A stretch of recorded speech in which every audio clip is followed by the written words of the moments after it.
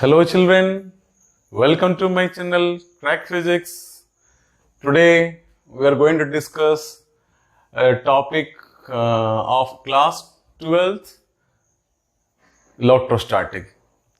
Okay, so before starting the electrostatic, first of all we must know that ये electrodynamics क्या होता है. हम पहले देखेंगे इलेक्ट्रोडायनामिक्स क्या होता है. इलेक्ट्रोडायनामिक्स है ना, इलेक्ट्रोडायनामिक्स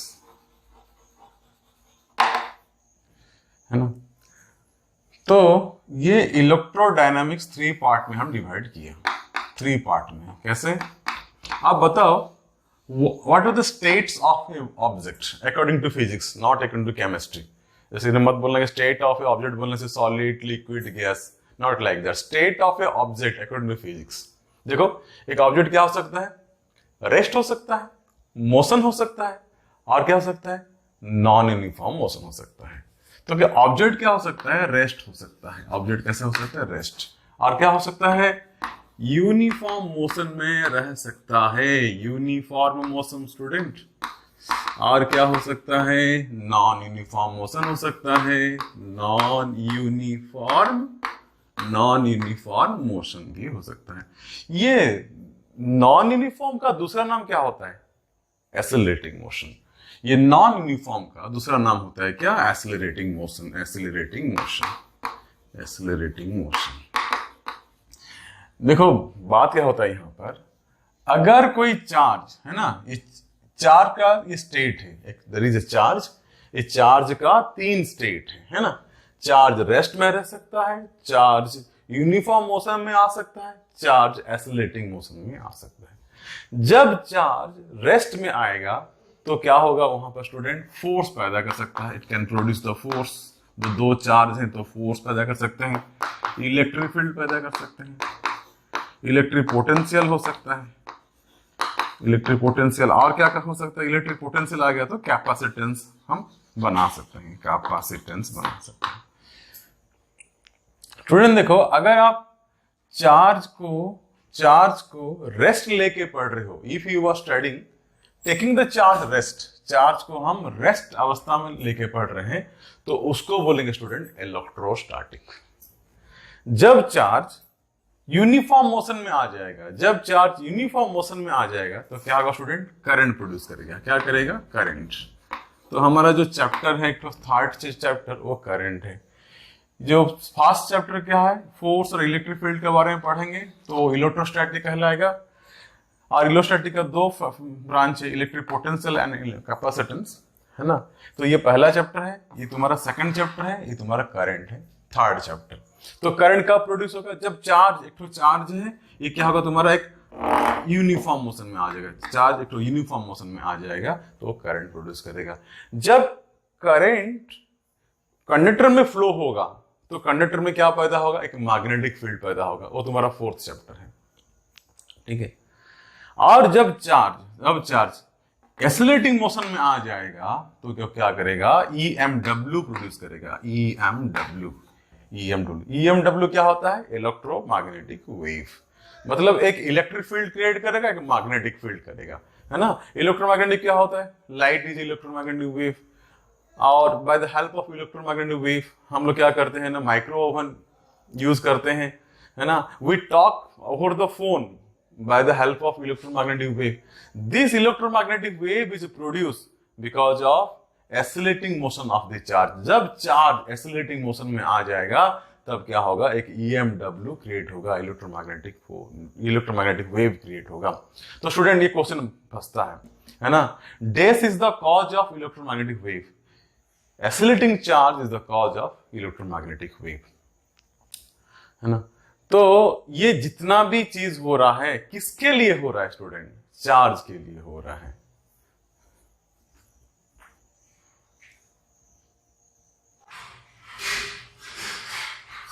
तो हम देख रहे थे चार्ज का 3 स्टेट था, रेस्ट में था. और चार्ज का क्या स्टेट था, यूनिफॉर्म मोशन था, नॉन यूनिफॉर्म मोशन था. नॉन यूनिफॉर्म मोशन को क्या बोलते हैं हम लोग, एक्सेलरेटिंग मोशन बोलते हैं. तो चार्ज जब रेस्ट में रहता था तो हम क्या देख रहे थे, वहां पर electric force, electric field, electric potential, capacitance, ये सब वहां जनरेट होता है. चार्ज जब यूनिफॉर्म मोशन में आ जाता है तो करंट प्रोड्यूस होता है, चार्ज जब एसिलेटिंग मोशन में आता है तो स्टूडेंट क्या होता है ना, इलेक्ट्रोमैग्नेटिक वेव आता है। हमने एक सवाल पूछा था वहां पर, what is the basic cause of, dash is the basic cause of electromagnetic wave, oscillating charge is the basic cause of electromagnetic wave. Very important question it is. Okay, तो जितना भी यहाँ पर गेम हो रहा था किसके लिए हो रहा था, चार्ज के लिए हो रहा था। चलो जानते हैं, आज हम सीखेंगे कि चार्ज क्या होता है। तो चार्ज क्या होता है स्टूडेंट, इसका डेफिनेशन बाद में देखेंगे, लेकिन हम बेसिकली एक कंसेप्ट चर्चा कर लेते हैं, है ना। अब देखो मैं पूछूंगा मास क्या होता है, बता पाओगे मास क्या होता है, पोल क्या होता है, बता पाओगे पोल क्या होता है, और चार्ज क्या होता है ना। ये ऑटोमेटिकली हर चीज आएगा, है ना। तो ये देखो मास क्या करता है, मास क्या करता है, ये मैग्नेट ग्रेविटेशनल फोर्स प्रोड्यूस करेगा, ग्रेविटेशनल फोर्स प्रोड्यूस करेगा। पोल क्या प्रोड्यूस करेगा ना, मैग्नेट। पोल कौन सा पोल, और north pole south pole of the magnet. Okay, I am discussing about the north pole and south pole of the magnet. कोई north north आ गया कि south south north, south south आ गया, नॉर्थ साउथ आ गया, तो वो लोग क्या करेंगे, एक मैग्नेटिक फोर्स पैदा करेंगे, जो कि फोर्स ऑफ अट्रैक्शन हो सकता है, नहीं तो फोर्स ऑफ रिपल्सन हो सकता है। तो पोल क्या करता है, एक मैग्नेटिक फोर्स पैदा करता है, और चार्ज क्या करेगा, इलेक्ट्रोस्टैटिक फोर्स पैदा करेगा। हम पूछेंगे मास क्या होता है, तो आप क्या बोलोगे, जो ग्रेविटेशनल फोर्स को प्रोड्यूस करता है उसको मास बोलेंगे। देखो चौक अभी है, हम इसको छोड़ देंगे तो क्या होगा, वो नीचे आ जाएगा। किसका दम से नीचे आया, एक फोर्स है, उसका नाम क्या है, ग्रेविटेशनल फोर्स। तो ये चौक क्या प्रोड्यूस किया, ये चौक क्या प्रोड्यूस किया, एक ग्रेविटेशनल फोर्स प्रोड्यूस किया। जो ग्रेविटेशनल फोर्स प्रोड्यूस करता है उसको मास कहते हैं, जो मैग्नेटिक फोर्स प्रोड्यूस करता है उसको पोल कहते हैं, और जो इलेक्ट्रोस्टैटिक फोर्स को पैदा करता है, मान लीजिए तुम्हारा यहां पर एक तो पॉजिटिव चार्ज है और ये पॉजिटिव चार्ज है, नेगेटिव चार्ज है और नेगेटिव चार्ज है, positive charge negative charge, negative charge positive charge. आप देखिएगा ये क्या हो गया, क्या दिख रहा है आपको, सर ये सिमिलर चार्ज है। ये सिमिलर चार्ज में कौन सा फोर्स प्रोड्यूस होगा, दुश्मनी वाला फोर्स। कैसा, repulsion, they will repel to each other, वो अपना पसंद नहीं करेंगे, दुश्मनी वाला फोर्स। तो सिमिलर चार्ज में क्या होता है, दुश्मनी वाला फोर्स, जिसको क्या बोलते हैं, रिपल्सन फोर्स, रिपल्सन फोर्स बोलते हैं। और ये जो अनलाइक चार्ज है, यहाँ पर पॉजिटिव नेगेटिव है, नेगेटिव पॉजिटिव है, तो उसमें कौन सा फोर्स प्रोड्यूस हो जाएगा, फोर्स ऑफ अट्रैक्शन। तो इसमें कौन सा फोर्स प्रोड्यूस होता है, force of attraction, attraction force पैदा होता है स्टूडेंट, ठीक है। और ये फोर्स ऑफ अट्रैक्शन और force of repulsion combinedly known as electrostatic force. The sub atomic charge particle, the sub atomic particle, sub atomic particle, sub atomic particle क्या होता है, हम एक एटम को तोड़ेंगे, एटम को तोड़ेंगे तो क्या मिलेगा, हम लोग को इलेक्ट्रॉन मिलेगा, प्रोटॉन मिलेगा। तो यही इलेक्ट्रॉन और प्रोटॉन को हम लोग क्या बोलते हैं, सब एटॉमिक पार्टिकल बोलते हैं। जो सब एटॉमिक पार्टिकल मतलब इलेक्ट्रॉन का चार्ज होता है नेगेटिव, प्रोटॉन का चार्ज होता है तुम्हारा पॉजिटिव, है ना। This sub atomic particle known as electron proton, and they are responsible to produce what, this force of attraction or force of repulsion, and the force of attraction and force of repulsion combinedly known as your electrostatic force। तो charge का definition बन गया, जो sub atomic particle responsible to produce the electrostatic force is known as your charge, known as your charge.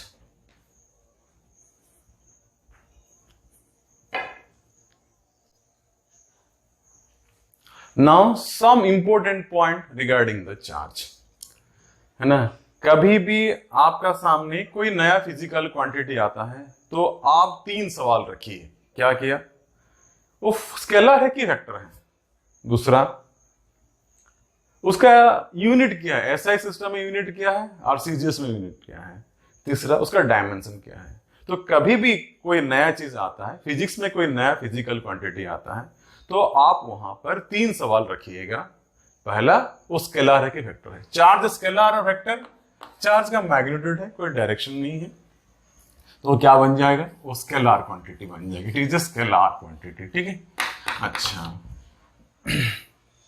और इसका unit क्या है, इसका एसआई यूनिट क्या है, उसका एसआई यूनिट में क्या होगा ना, कूलम होता है। The SI unit of the charge is coulomb, and it has the two CGS system, CGS system, दो तो है ना। एक हो गया ESU, दूसरा हो जाएगा EMU। In CGS system, electrostatic unit is start coulomb,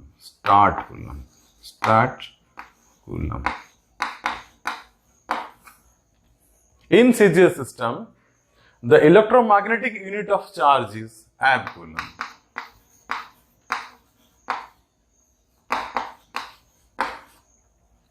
And 1 coulomb is equal to 3 into 10 raised to 9 start coulomb. And 10 coulomb is equal to 1 amp coulomb. ये चीज पर ध्यान रखिएगा, ठीक है। तो charge what type of quantity is the charge scalar quantity, उसका SI system में हो जाएगा कूलम। उसका दो तो सीजीएस सिस्टम है, एक इलेक्ट्रोस्टैटिक यूनिट है और दूसरा इलेक्ट्रोमैग्नेटिक यूनिट है। In CGS system the electrostatic unit is start coulomb, in CGS system the electromagnetic unit of charge is amp coulomb, ठीक है। और रिलेशन बता दिए, कूलम और स्टार्ट कूलम में क्या रिलेशन है, कूलम और एम्प कूलम में क्या रिलेशन है। तो थर्ड वन क्या बताया था हमने, थर्ड वन डायमेंशन पता करेंगे। क्या आपको करंट मालूम है, करंट क्या होता है, करंट क्या होता है, current is equal to charge upon time होता है, rate of flow of charge, है ना। समय के साथ साथ चार्ज कितना दूरी जाता है उसको rate of flow of charge बोलते हैं। तो the current is equal to charge by time. तो चार्ज क्या हो जाएगा, चार्ज बराबर करंट को हम एम्पियर में लेंगे और टाइम को टी में लेंगे। देखो ये इधर आ जाएगा, तो क्या हो जाएगा, क्रॉस मल्टीप्लिकेशन हो जाएगा। तो चार्ज बराबर करंट इंटू टाइम हो जाएगा। तो डायमेंशन क्या होगा, क्या मास यहाँ पर है, नहीं है, तो m0।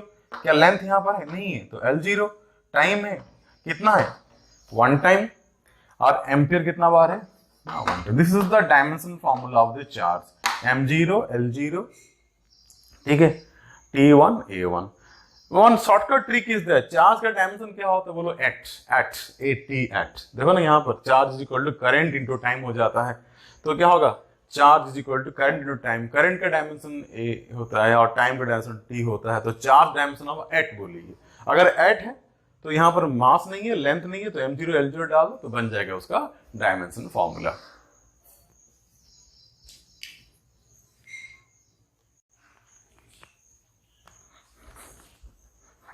Student, charges are how many types? Charges are 2 types. There are 2 types of charges there. What are they? One is your positive charge and other is your negative charge. पहले पढ़ते हैं negative charge है। One is negative charge. Charges are 2 types. One negative charge and other is your positive charge. ये positive charge क्या होता है, जब कोई बॉडी में ज्यादा इलेक्ट्रॉन आ जाएगा। ये बॉडी न्यूट्रल बॉडी ले लीजिए आप, यहाँ पर एक बॉडी है न्यूट्रल, प्लस माइनस, और यहाँ पर क्या हो जाएगा, तुम्हारा बहुत सारे नेगेटिव चार्ज आ जाएगा। तो ये क्या हो जाएगा, बॉडी नेगेटिव चार्ज बॉडी हो जाएगा। क्यों बोले आप negative charge body, excess of electron, excess of negative charge है। तो excess of electrons is called negative charge body. तो पॉजिटिव चार्ज बॉडी क्या होता है, जाहिर सा बात है, बच्चा बोलेगा क्या भाई, excess of proton is called positive charge. नहीं, ये गलत बात हो गया। क्यों गलत बात हो, देखो हमारा जो एटम है, एटम का सेंटर में क्या है, तुम्हारा न्यूट्रल चार्ज है या तुम्हारा प्रोटॉन है, और बाहर तरफ इलेक्ट्रॉन, सारे इलेक्ट्रॉन रहते हैं, यहाँ पर सारे इलेक्ट्रॉन रहते हैं, ठीक है। यहाँ पर दोस्त ज्यादा नहीं रहेगा, ये सारे इलेक्ट्रॉन रहते हैं। चलो ठीक है, तो जितना भी इलेक्ट्रॉन है वो क्या बाहर रहता है। हम प्रोटॉन को नहीं निकाल पाएंगे, प्रोटॉन को नहीं निकाल, प्रोटॉन को निकाल दिए तो बेटा न्यूक्लियर फोर्स में आ जाएगा, स्ट्रॉन्ग फोर्स में बंधा हुआ है। हम छोटा फोर्स यहाँ पर यूज करके हम प्रोटॉन को ज्यादा प्रोटॉन ऐड नहीं कर पाएंगे, हम की प्रोटॉन निकाल नहीं पाएंगे। प्रोटॉन को निकालना, प्रोटॉन को ऐड करना बहुत मुश्किल बात है, लेकिन आसान सा बात क्या है, हम यहाँ पर इलेक्ट्रॉन ऐड कर पाएंगे, इलेक्ट्रॉन रिमूव कर पाएंगे। ठीक है, तो यही हो सकता है, हम इलेक्ट्रॉन को रिमूव करेंगे, इलेक्ट्रॉन को रिमूव कर दिए तो क्या हो गया, ये क्या हो गया, एक होल बन जाता है, पॉजिटिव जैसा एक्ट करता है, क्योंकि इलेक्ट्रॉन यहाँ पर चिपक के था, इलेक्ट्रॉन यहाँ पर चिपक के था। जब हम इलेक्ट्रॉन निकाल देंगे तो क्या होगा, ये प्लेस कैसा एक्ट करेगा, पॉजिटिव जैसा एक्ट करेगा। तो इलेक्ट्रॉन को निकाल देना, रिमूव कर देना, मतलब डेफिशिएंसी हो जाएगा वहां पर, deficiency of electrons is called positive charge and excess of electron is called your negative charge. So student, charges are two type, here you understood. और एक क्वेश्चन बनता है कि आईआईटी का क्वेश्चन है कि वहां आप कैसे पता करोगे कौन सा एक बॉडी पॉजिटिवली चार्ज है, कौन सा बॉडी नेगेटिव चार्ज है। देखो, इलेक्ट्रॉन का कुछ मास रहता है, इलेक्ट्रॉन गॉट सम मास, जहां पर ज्यादा इलेक्ट्रॉन है तो उसका मास ज्यादा होगा, जहां पर इलेक्ट्रॉन नहीं है उसका मास कम होगा, जहां पर इलेक्ट्रॉन का मास ज्यादा है वहां पर ज्यादा इलेक्ट्रॉन है तो बन जाएगा वो excess of electron, that body became your negatively charge. ठीक है, जिसका वजन ज्यादा होगा, तो माइक्रोस्कोपिक चीज देखना, स्केल में देखना पड़ेगा, इतना नहीं कि तुम्हारा 1 किलो 2 किलो, बहुत कम होगा तुम्हारा, 10⁻³ kg, 10⁻⁴ kg, उस रेंज में रहेगा। अगर बॉडी का इतना वजन आ रहा है ना, बॉडी का वजन है तो वहां पर इलेक्ट्रॉन है, एक्सेस ऑफ इलेक्ट्रॉन हो जाएगा तो बॉडी क्या नेगेटिव चार्ज बन जाएगा। अगर कम वजन है, उसका वेट अगर कम हो रहा है तो वो पॉजिटिव चार्ज होगा, डेफिशिएंसी ऑफ इलेक्ट्रॉन और lack of electron. So student, now here we discuss, हमने क्या डिस्कस किया कि object charges are two type, one is a positive charge and negative charge. The excess of electron is known as your negative charge and deficiency of electron known as a positive charge. Fine. Now, charge of electron, the last point, charge of electron. What is the charge of electron? Charge of electron is denoted by symbol E, and E is equal to minus 1.6 10⁻⁻19 coulomb. अगर हम mod कर देंगे तो क्या हो जाएगा, 1.6 10⁻⁻19 coulomb हो जाएगा। What is the charge of proton? Same only. Charge of proton is 1.6 10⁻⁻19 coulomb. Charge of electron कैसे था, नेगेटिव में था, चार्ज ऑफ प्रोटॉन कैसे होगा, पॉजिटिव, लेकिन दोनों का मैग्नीट्यूड बराबर है। And mass of electron is equal to 9.1 10⁻31 kg, and mass of proton is equal to 1.7 1.6 10⁻⁻17 kg. This is the mass of the proton.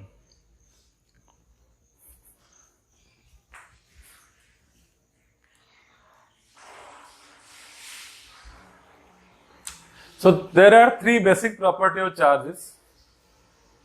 One is additive property, conservative property and quantization property.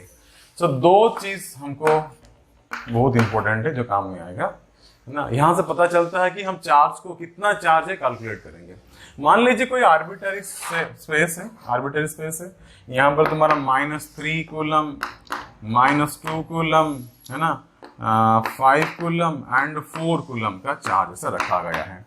आपको पूछेगा कोई, नहीं यहाँ पर total charge कितना है, हम कैसे पता करेंगे, सिंपली ऐड करेंगे, तो उसी को बोलते हैं स्टूडेंट एडिटिव प्रॉपर्टी।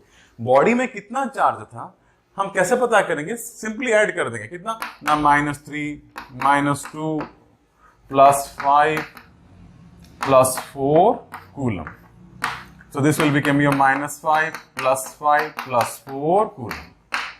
ना +5 ने +4 को -5 को -4 ने -5 ने +5 को मार दिया तो 0 बन गया, तो बचा कितना, C4 कूलम।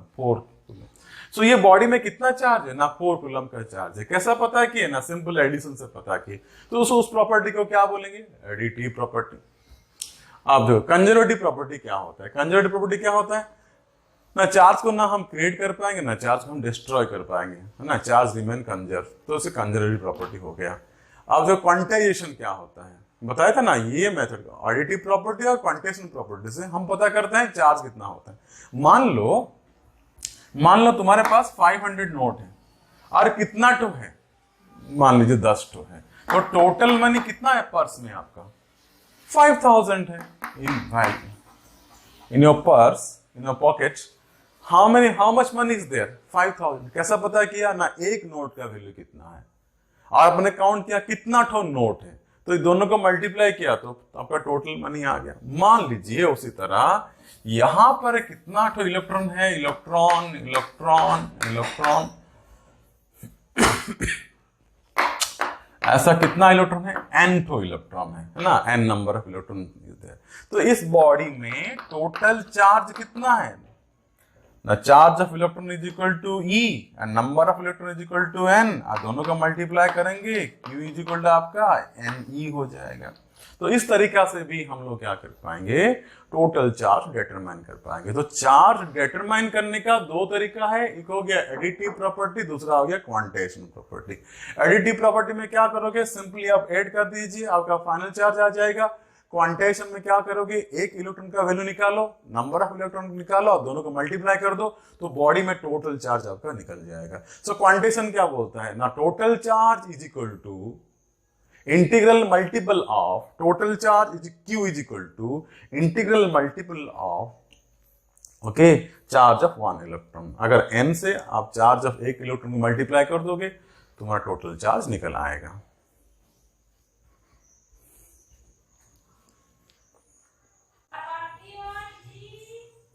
अब देखो, there's one question is there, find the number of electron in a body having charge of 32 coulomb, है ना। अब यहाँ पर पता करेंगे, अब यहाँ पर हम पता करेंगे कितना नंबर ऑफ इलेक्ट्रॉन है अगर बॉडी का चार्ज अगर 32 कूलम का होगा। ठीक है, तो ऑप्शन दे दिया, ए ऑप्शन दिया है, बी ऑप्शन दिया है, सी डी भी दे दिया है, पता करेंगे कौन सा ऑप्शन होगा। ठीक है, अब देखो सॉल्यूशन करते हैं इसका।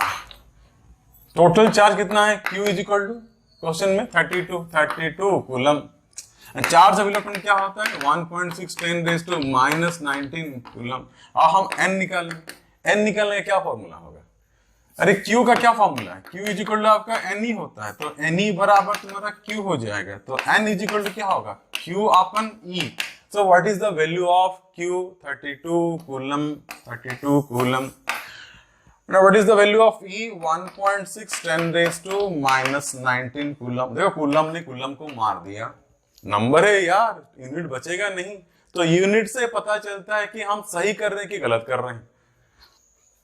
मान लीजिए तुम्हारा कुछ यहाँ पर कूलम का आ गया कि कूलम स्क्वायर हो गया, कभी कि नंबर कूलम स्क्वायर में नहीं आएगा, तो वहां पता चल जाए कि हम कुछ चमत्कार कर रहे हैं, कुछ गलत कर रहे हैं वहां पर। ठीक है, अब देखो 32 अपन 16/10, ये क्या है 16/10, तो ऊपर जाएगा तो क्या होगा 10 to -20। क्या समझ में आ रहा है कि नहीं आ रहा है, यहाँ पर बाई 10 था, ऊपर गया तो -1 हो गया, तो -1 और 19 तो -20 हो जाएगा। अब देखो क्या दिख रहा है तुम स्टूडेंट, अब यहाँ पर कट जाएगा 2 में, बिकॉज 16 2 जा 32, तो क्या होगा अभी 2 into 10⁻²0। ए फॉर अनीता, बसंती, चंपा, डॉली, तो क्या होगा अभी कौन सा ऑप्शन में जाएगा, अनीता ऑप्शन में जाएगा, तो ऑप्शन हो जाएगा तुम्हारा ए।